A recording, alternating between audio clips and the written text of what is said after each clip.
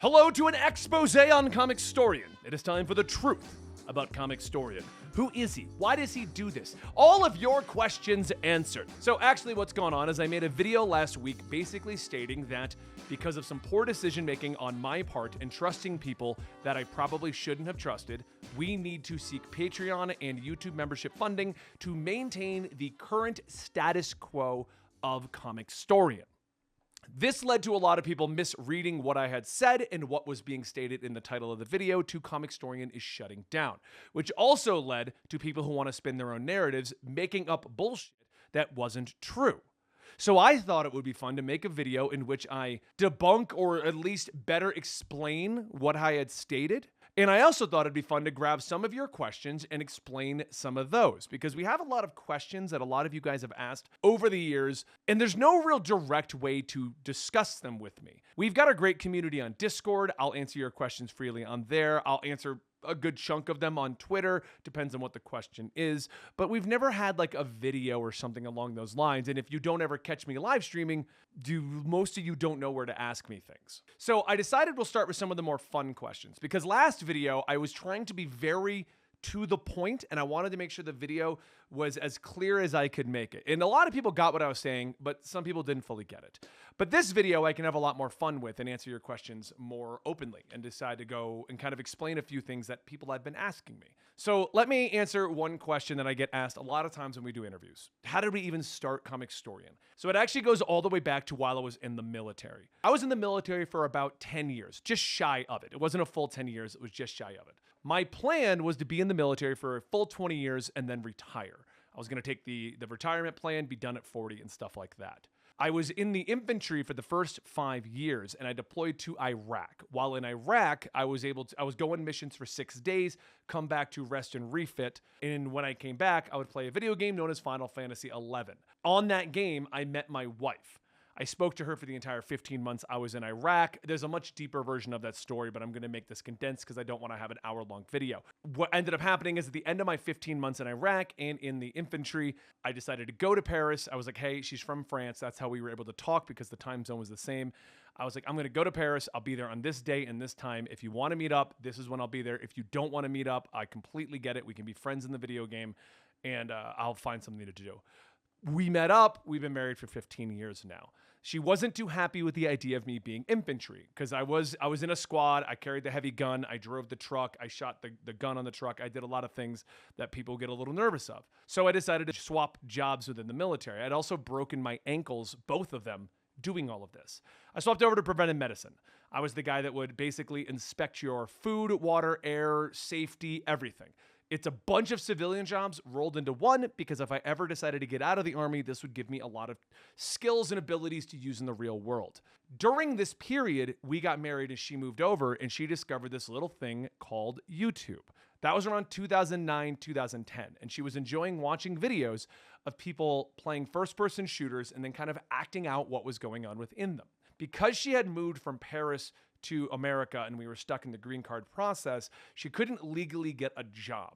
So what we decided to do was start doing YouTube and kind of make me the face of it so that it was just a thing I was doing on the side and she would kind of edit for me so that way we can make videos. She just decided that I was a complete idiot when I played video games and was like, well, what if we just film you and I edit that together? And that was how we started our YouTube journey while I was doing things in the military. Around 2012, I had broken my ankles a second time after being sent to Afghanistan. The broken ankle thing, just so you guys know, I didn't like break them and go to the ER. I did my full deployments. What happened was the very first time I broke them was before the deployment, and the doctor told me they were sprained.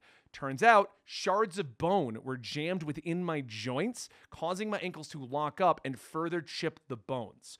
So when I got out, they had to repair that. They then didn't let them heal, sent me back to Afghanistan. Shards of bone then chipped off and went into my joints, and I had to come back and get that fixed up again. So my broken ankles are broken, but I can still function with them. After 2 reconstructive surgeries, I can basically stay standing for about 4 to 5 hours before they hurt. I do a lot of the activities that I do just to strengthen them up so that I can extend that period, just so you know. So after the second break, I was offered the option of getting out of the Army with medical retirement. If you don't know what that is, it's basically an honorable discharge out of the military, and they're going to pay you a certain amount of money because they broke you for the rest of your life, and they're also going to give you medical care for things related to the Army. So I got, my ankles are covered, no problems, and other stuff going on. That was around 2012, 2013. I got out of the Army, and we were doing this YouTube thing, which made a great amount of side cash for us at the time, and I was getting paid by the Army, so we decided not to do anything. But anyone who gets out of the Army in that work mindset, I couldn't stop working. I loved to work. I loved to be creative and do things. So I was trying to do more gaming videos, but she didn't want to do more. We were doing fine, and she liked having the downtime. So instead, my other major hobby was reading comic books. And I was like reading tons of wikis to fill in gaps in my knowledge. I started reading comic books when my dad gave me Superman time and time again as a kid. And then I read Armageddon in 2001. And then I went ahead and started reading my favorites, Green Lantern, Flash, and Batman, and Spider-Man at the time. Also read Wolverine, but I don't think as a kid I got it as well.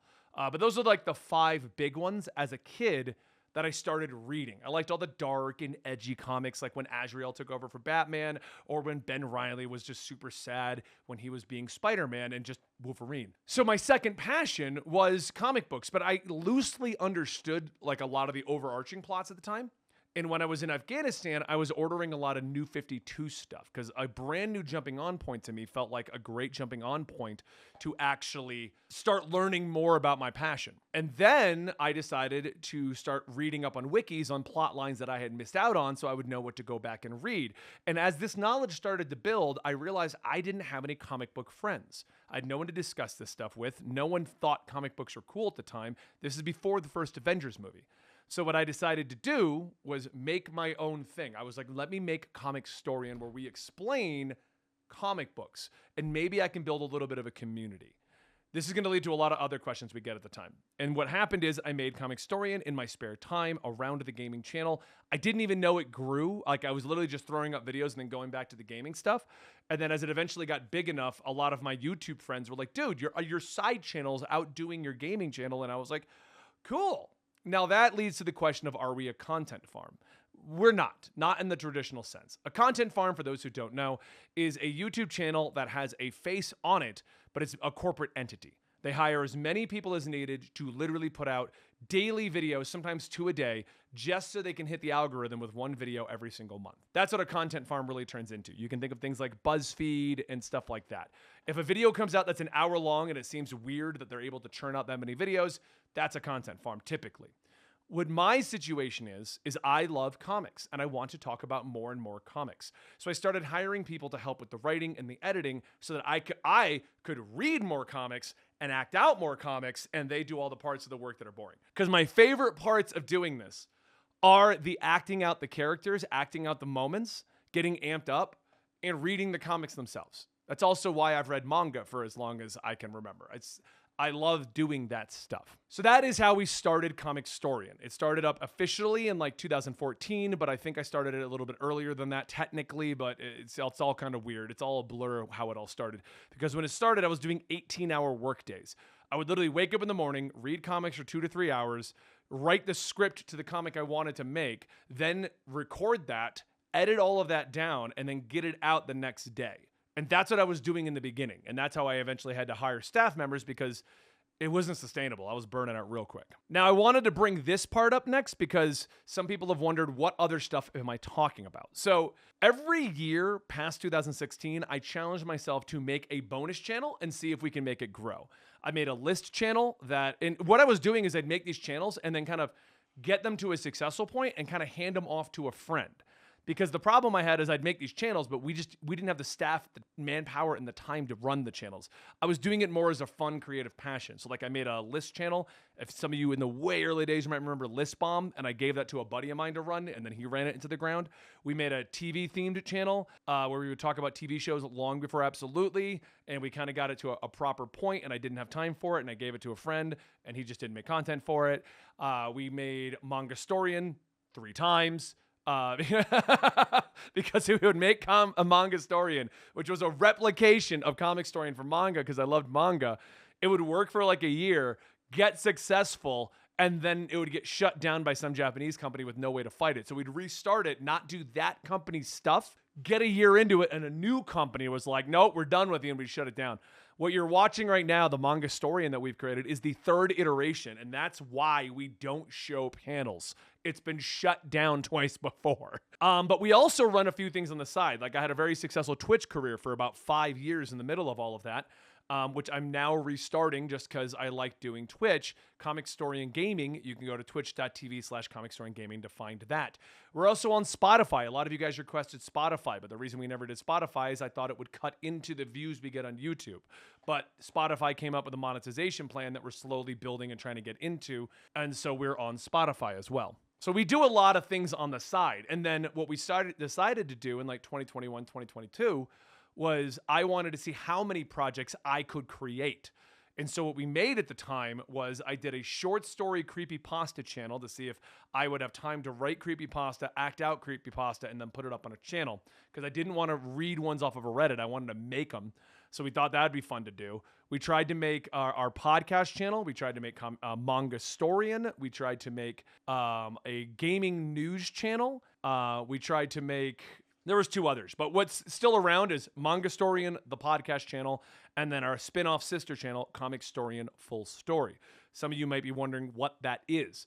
The YouTube algorithm doesn't like us making 10-minute, 15-minute, and hour-long videos. So if you only watch hour-long videos, it will only show you our hour-long videos. But if you only watch our 10-minute videos, it will only show you our 10-minute videos. Most people watch our hour-long videos. So we were running into a problem where we could put out a full story and it would do super well, but then we would put out any video in the middle because we needed to fill the gaps of YouTube, and it would do terrible. So we tried to convert the entire Comicstorian channel into a full story channel. We were no longer doing parts of it. We were only doing the big chunks. But the problem we ran into with that is if you guys like skipped a video because we just chose a poor topic, well, then YouTube would stop recommending Comicstorian to you. So if you watched our Monday video, but then you skipped our Friday video, and then you skipped our next Monday video, they wouldn't show you the next Friday video. So we came up with the idea of starting Comicstorian Full Story, a channel entirely all about our long-form content. It's just hour-long videos, 2-hour videos. We put up original content over there, content that doesn't exist on Comicstorian, and we do re-uploads over there right now to build up the library. So that's where the full stories ended up going. They have a channel dedicated to them so that if the channel takes a couple of hits because you skipped a few videos, it doesn't affect our overall bottom line. Another question that I get asked a lot, and I wanted to answer very directly, why am I so positive? So a lot of people see me say things like, I enjoyed some of my time at the Marvels. I enjoyed Gotham War. And then they get all angry. I love the comment of, because I enjoyed something, you can no longer trust my opinion. I have a philosophy when it comes to engaging with my entertainment, okay? If I don't like it, I don't engage with it, period. So if I don't like a video game, I just don't play it. I don't go on Twitter. I don't look at stuff about it. I don't engage with it. If I don't like a comic, I just don't read it. So when I do something like let's take Gotham War, because it's very divisive who likes it and who doesn't like it. And I've decided that I'm going to read all of Gotham War. Reading all of Gotham War in its entirety is about an hour and a half. I don't like looking at that hour and a half that I spent reading Gotham War and going, I hated it, this was terrible, this was garbage. And I don't like thinking back that hour and a half of my life was wasted because I didn't like what I was doing. I'm a very positive person because I'll look back at that hour and a half and I'll do things like, yeah, they kind of treated Red Hood like crap and a lot of the characters acted out of character. But you know what was cool? Batman fighting Robin and Zur-En-Arrh trying to take over and what happened with Catwoman. And what I'll do is I try to look for the positives because I never like to look at, I wasted time doing something. Same thing with the Marvels. The Marvels is not a good movie by any means. Let's not split hairs here. But I did crack up laughing at a few of the jokes. I did enjoy my time with the movie. So I don't like looking back on it as I wasted an hour and a half of my time watching the Marvels. I like to look back on it and be like, you know what? That musical was very cringe, but the jokes that came out of it, they were pretty funny. And you know what? The interactions between Miss Marvel and Captain Marvel, I kind of liked that. So you know what? It wasn't a waste of my hour and a half. I've had a lot of crap thrown at me in my life, a lot of negativity thrown at me in my life, and I'm at a point where I just don't want to engage in negativity unless I need to. That's not to say that I'm oblivious to bad content and stuff like that.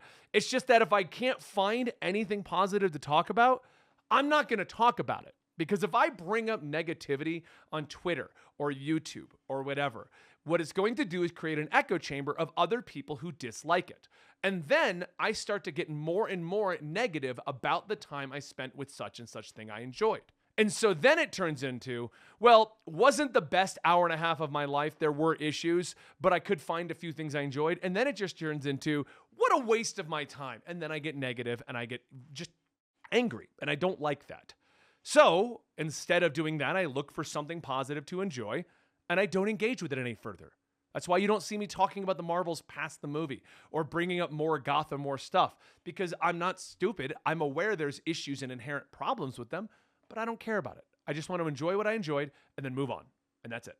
Now, another question I get a lot of, and it's kind of an indirect question, but a lot of people assume that I follow everything going on in comic book news on social media or on YouTube and things like that. Like a lot of people just like, oh, you're not acknowledging such and such comic book YouTuber. Normally people on the Comicsgate argument, they'll say like, oh, you're not acknowledging them because you're angry or you're trying to keep your connections active. I'll explain connections in a moment, but the answer is no, I really don't. You see, going back to what I just said about being positive, most of comic book internet, Twitter, and like the YouTube, a lot of things that go on the internet is rage bait.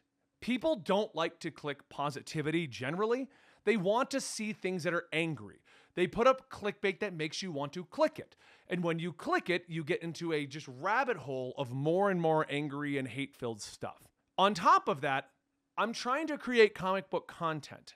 And I don't want my opinion to be influenced by other comic book YouTubers or Twitter. I want to keep my opinion to be my opinion about the comics. Whenever I feel like I need to look into something, I do look it up. But generally, my time on YouTube is spent watching weird stuff. I don't even watch a lot of YouTube in general at all anymore, but what I used to watch was a lot more skit-based stuff. I purposely avoid other comic book channels and finding out about them and what they're doing. And I purposely avoid social media comic book realms until I need to look into something. Because I don't want my opinion to be skewed by other people's opinions. I like to keep my opinion to be my opinion. So because of that, no, I actually don't look into what's going on with the Comicsgate arguments or who's doing well or who's doing poorly. I don't look into the latest Twitter drama about some writer saying something. I don't look at any of that stuff. Most of my time is spent reading the comic books, and then I go off and do other activities like the gym, mountain biking, skateboarding, snowboarding, or I go play video games. And then I make my videos about the comics that I enjoyed or I found something to be positive about, and then I move on to the next day. So I really don't follow any of that stuff until someone speaks to me or brings it like right to my attention. A lot of people assume that the reason I don't engage with Comicsgate or the left, basically the right and the left of the political spectrum, is because I'm siding with one secretly.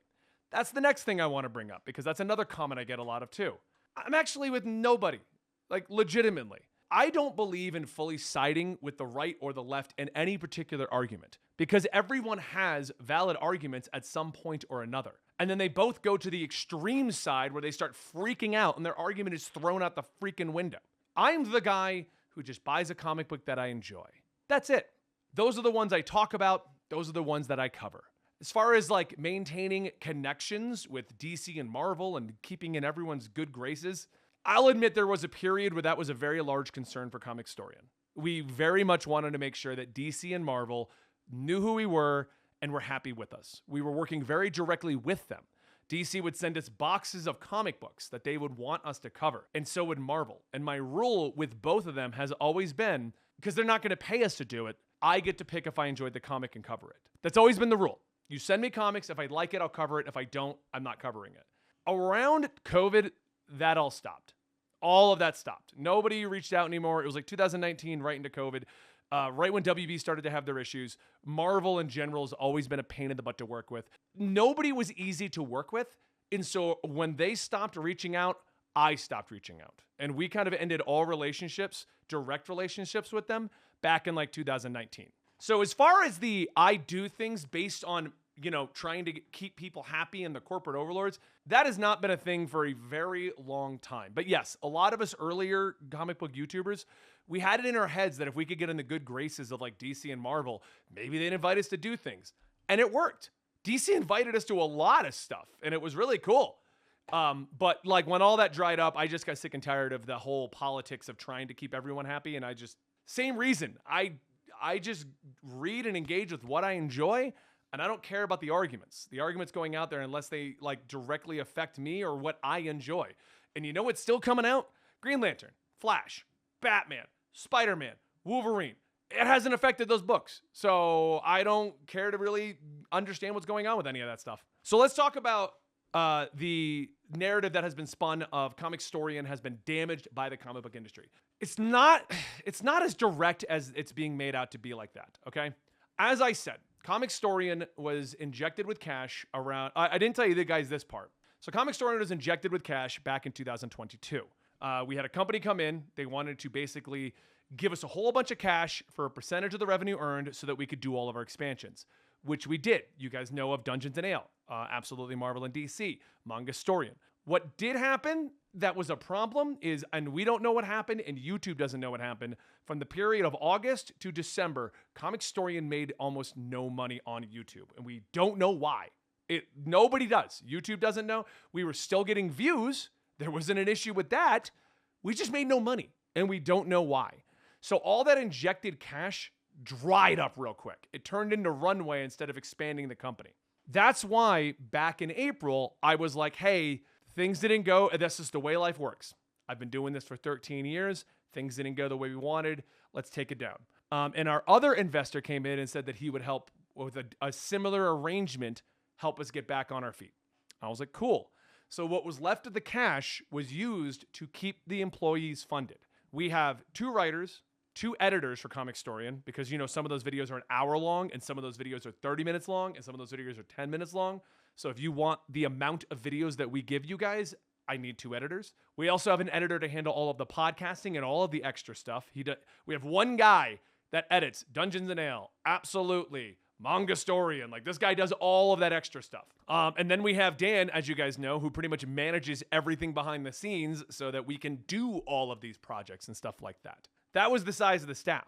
So they were all kept on, and then a couple like minor people that would help out with a few things, some artwork here or co-hosting here, things like that we would pay people to show up for. That investor backed out. Now, the issue is, not going to go into it, they had issues securing the amount of funds that they had promised us, and technically they're still trying to do that. But as far as I'm concerned at this point, because it's been so long, the investor backed out. That's what put us heavily into the bind we are in now, where we're looking for Patreon and YouTube memberships help. That's the primary thing, okay? Because at this point, in order to maintain the pacing we've created, we need your help. That was what I was stating in the original video. And to clarify, because people were like, oh, you're going to end it outright. No, I don't actually think I'm ever going to truly end Comicstorian in the terms of like never upload again. Because I enjoy this job. I enjoy doing this. The difference between having a full staff boils down to, if I have time, you're going to get a video. And if I don't have time, then you're not going to get a video this week. But if I have a staff, you'll always get a video. That's the difference. Classic Comicstorian, I tried to put out 1 video every Friday. With 1 editor, I can probably do 2 a week, but you're not getting a lot of videos, which also means we're not going to cover a giant list of superheroes. We're going to do mostly Batman, Spider-Man, Wolverine, Green Lantern, and Flash, because those are the things that I truly do enjoy, and I've always enjoyed them. So by having the team, we can expand the numbers, we can do more stuff. That's the point of that. The narrative that's being spouted around is that the comic book industry is in such a slump that it's killing Comicstorian. General answer, the way that the narrative is being spun is no, it is not what's going on. Comic book industry and the manga industry are both down from last year, but that is more to do with the fact that people are getting back to normal post-COVID. During COVID, a lot of people picked up various video games that you would never normally play, like Genshin Impact or an MMO, or they picked up a lot of reading, like comic books and manga. Numbers soared. Everyone wanted anime, manga, graphic novels, the whole 9 yards. Well, 2023, people are kind of getting back to normal, and with people getting back to normal, they're picking up their old hobbies again. And with people picking up their old hobbies again, they're not spending as much money on this entertainment. On top of the fact that there's an economic crisis right now because of all the prices going up. So that means less money to spend on more frivolous crap like graphic novels and manga. What I meant by the comic book industry is not having things to help us is traditionally the way Comicstorian would work is we would have a tentpole event. So we would have a movie, we would have a big comic book event that would make everyone look for Comicstorian, and Comicstorian would do well. This year just hasn't had them. Okay, there's been a lot of attempts at it. Dark Web, there was Lazarus Planet, there was Night Terrors, but they never hit the numbers of like a big MCU blockbuster, a Justice League movie, or things like King in Black. I don't think it's because of a problem within the comic book industry. I just think it was not as good stuff. That's pretty much what it boils down to, which is a whole separate argument about like who's writing this, who's creating it, what's going on, the MCU problem, stuff like that. But we're not here for that right now. We're doing the truth about Comicstorian, and I'm already super long at the moment, even with the cuts. So we're going to keep moving forward. Another thing that we got asked a lot is, do you guys work with Rooster Teeth? We did. Rooster Teeth fired us. I forgot to mention that in the last video. That was one reason we were looking for Patreon. So we used to get backing from Rooster Teeth. You remember that podcast, Comics Experiment? Comics Experiment was actually funded by Rooster Teeth. They would give us ads, put them in the videos, we'd make the video. And they would, early on, give us almost ads every single video. The cast loved doing it because we had a lot of ideas. We stopped doing a lot of Comics Experiment because we started having less and less ideas that we found would be interesting for a Comics Experiment. On top of Rooster Teeth not bringing ads. So we shifted Comics Experiment to be like, okay, so if we've only got 5 solid ideas, let's only do it when we have ads. And then by the time we get to the 5th idea, we'll have more ideas. Instead of trying to like force ourselves to come up with a good idea. Well, then Rooster Teeth stopped bringing ads because we weren't producing the show as much. And then since we weren't producing the show as much and not getting ads, we produced the show even less. It led to basically Rooster Teeth being like, we're going to fire you. And they basically fired us instead. Like they were supposed to be helping us, and then they didn't, and then they didn't, and then they didn't, and then they fired us. So it was a great relationship. I actually don't regret it. Maybe we should have just kept producing Comics Experiment and forcing ourselves to do it. But in my philosophy, if the cast isn't enjoying it as much, you guys aren't going to enjoy it as much. So I personally just think Comics Experiment ran its course. And it's still fun to do, but we need to have a good idea to make it fun to do. Same thing related to D&D. D&D is only on hiatus right now because we just ran out of funding. I need to be able to pay Andy, Dan, Houston to show up, do the show, and then I got to pay the editor to edit it. And as funding became a problem in September and October, we started cutting a lot of those ancillary projects because the investor was still running into problems. So I was like, hey, we need to, the stuff that's causing us to like be in a deficit money-wise, we got to stop. We got to cut it out for now. And that was one of the projects. With the Patreon and the YouTube membership money, with a couple of deals that we've worked out, we're hoping to bring that back very, very soon. I just made a video about it over on Patreon and YouTube memberships. Another question I get asked a lot is, have you ever thought about doing a comic book? Yes, quite often actually. I've got quite a few ideas. I've got rough drafts. I've got outlines. There's 2 things that have gone on with that. I've attempted very many times to break into the industry. Early on, I didn't want Comicstorian to be a part of the equation so that I would not get special treatment. So that was why we didn't do anything early on. As things went on, I said, screw that. I've built up this whole thing. I will go to comic book companies and be like, I will promote the hell out of any project that I create. Here's my following. That also didn't work. So what I eventually ended up doing is I've been submitting to a couple of things here and there, but nothing crazy. We have a few offers to work with a few independent companies, but I don't like the deals. But we are working on, we have a backup coming out. Well, we did a backup for Valiant. We have a backup coming out with the company Bad Idea, and I'm working on a 4-issue comic with them that will be going to Kickstarter. And when that happens, I will be promoting the hell out of it. We're also in talks with a couple of other companies to get some writing out. I do a lot of the writing with my brother, Andy. He actually has a degree in writing, literary arts, or whatever it actually is. I don't even know, but he has the degree. So basically, I write up the ideas. I write out a rough draft, and then he turns it into a real script. With the time that I have, I don't have time to really just sit down and become a writer. but we found a way to do it properly now, and we're working slowly towards that. So if you own an independent comic book company and you want to talk to me about producing my comic, reach out to us at comicstorian@gmail.com. We have a lot of ideas. Another question we get a lot of is, why don't you do more obscure things or independent things and stuff like that? The simple answer is YouTube. The problem is, if I put out a Batman video, you're going to watch it. Most of you. I put out a Spider-Man video, most of you are going to watch it. Everything's going to be fine. I put out Nice House at the Lake or Radiant Black. You don't watch it, YouTube has a 50-50 chance they're going to send the next video to you. So it becomes a game with the YouTube algorithm to put out as many videos that you're going to watch that we possibly can. And putting out something like an independent book becomes an issue because it makes it so that there's a shot you're not going to see the next video you're going to watch. So that also became the problem with Comics Experiment, which is why it was ended up being moved over to our podcast channel, why we made a podcast channel, because not everyone wanted to watch the podcast. And as the algorithm started to favor you watching every single video, we had to come up with a plan. Also, people are like, why don't you just go to independent comic book companies and have them pay to put their books on your channel? I've never felt comfortable doing that. My entire career is based off the comic books that are out there. If somebody wants to pay us to do it and work out a deal, I'm not against it, but I will never ask for money to do an independent comic book because comic books are what makes Comicstorian a thing. It's my passion. It's the community that I love. And I never wanted to be the guy that charged to promote books because my philosophy always was, if I do an independent book like Radiant Black, you know it's good because I was willing to do the book. But if I start getting paid to do them, there's a little middle ground there. Did he enjoy it or was the check good enough? You know? So that's kind of where that turned into. So I've never taken money to cover a comic book for that exact reason. Another question that came up a lot was, do you guys actually help the comic book industry? I will admit, we have no direct answer to that. We do not have stats. No one's ever shared it with us.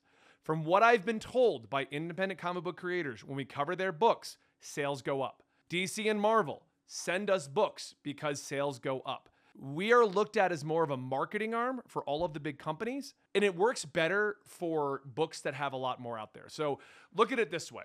If I do Batman 1 through 6, and you're like, wow, that stuff's amazing, I'm going to go buy a bunch of Batman comic books. There's tons of Batman to buy.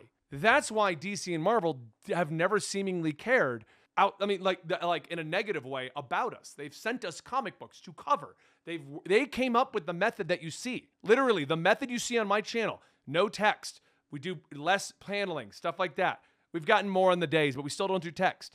All of that was created by them as a way to promote the comic books and the superheroes. Get more people to go to see these superheroes and stuff like that. When it comes to independent books, it gets a little more wishy-washy, but what we prefer to do is like Radiant Black. We're about 2 volumes behind Radiant Black.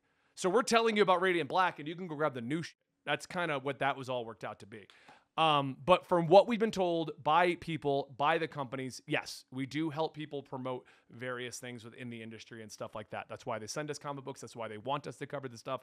We're just a marketing arm. But I think that pretty much answers all of the questions as far as I was able to find that are the biggest ones. Oh, what happened to Rob? I've answered this multiple times, so I'm going to make this one stupid quick. I used to work with 2 other comic book channels really early on. When I did follow other comic book channels, we worked with a lot of them. We worked with Comic Pop. We worked with Comics Explained. We worked with Comic Drake. We worked with NerdSync. A few of them just fell off doing content or reaching out. But in the end, I was still working with Comics Explained, and I was still working with Comic Pop. We used to run a podcast called The Weekly Pull.